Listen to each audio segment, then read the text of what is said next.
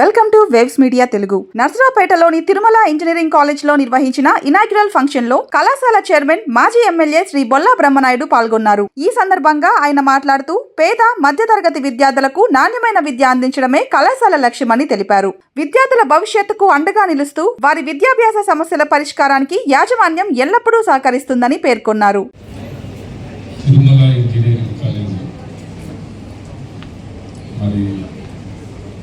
కొత్తగా జాయిన్ అవుతున్న విద్యార్థులు మరి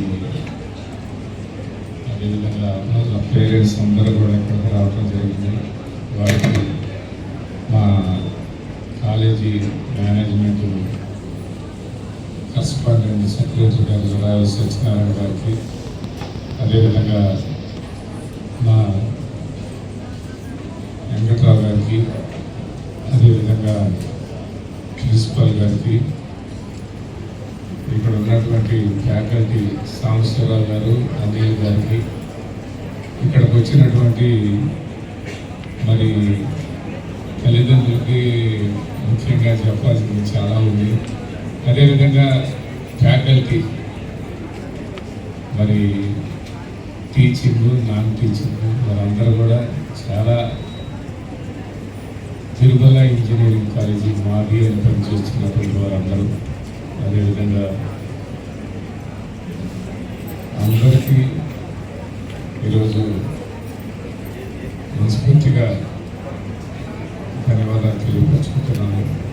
ఎందుకంటే ఈరోజు అన్ని కాలేజీలు వేరు, తిరుమల ఇంజనీరింగ్ కాలేజీ వేరు. అది మీరు అందరూ కూడా తెలుసుకోవాల్సిన అవసరం ఉంది. మీ బిడ్డల్ని ఇక్కడ చేర్చుకునేటప్పుడు చాలా ఎంతో నమ్మకం తిరుమల మేనేజ్మెంట్ మీద.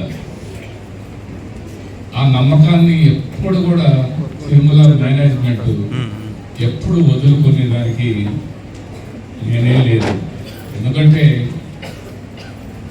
ఇక్కడికి మీరు ఇచ్చినటువంటి ఫీజులు కానివ్వండి, మీరు ఇక్కడ మీరు ఇచ్చే ప్రతి రూపాయి ఈ ఫౌండేషన్కి, ఈ ట్రస్ట్కి ఖర్చు పెడతాం. కానీ మేము ఎక్కడ కూడా అందులో తీసుకునేది ఏ విధంగా కూడా మా పెట్టుబడి కింద మేము తీసుకునేది ఎప్పుడూ లేదు.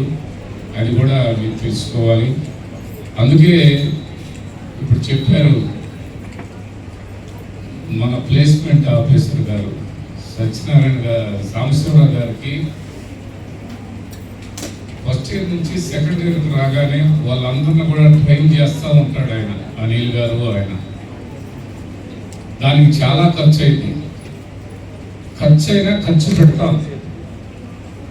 పెట్టి మన స్టూడెంట్స్కి ఇక్కడ బాగా గొప్పలు చెప్పుకొని ఎక్కువ ఫీజులు తీసుకునే వాళ్ళకంటే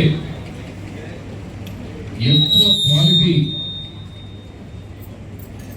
ఎడ్యుకేషన్ ఇవ్వాలి అనేది మన కాలేజీ సిద్ధాంతం.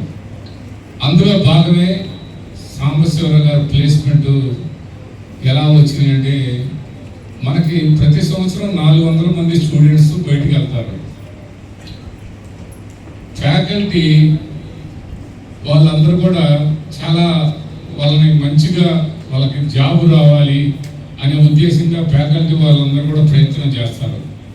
మా ప్రిన్సిపల్ గారు ఎక్కువ దాని మీద ఎలా మన ప్రతి స్టూడెంట్కి ప్లేస్మెంట్ రావాలి.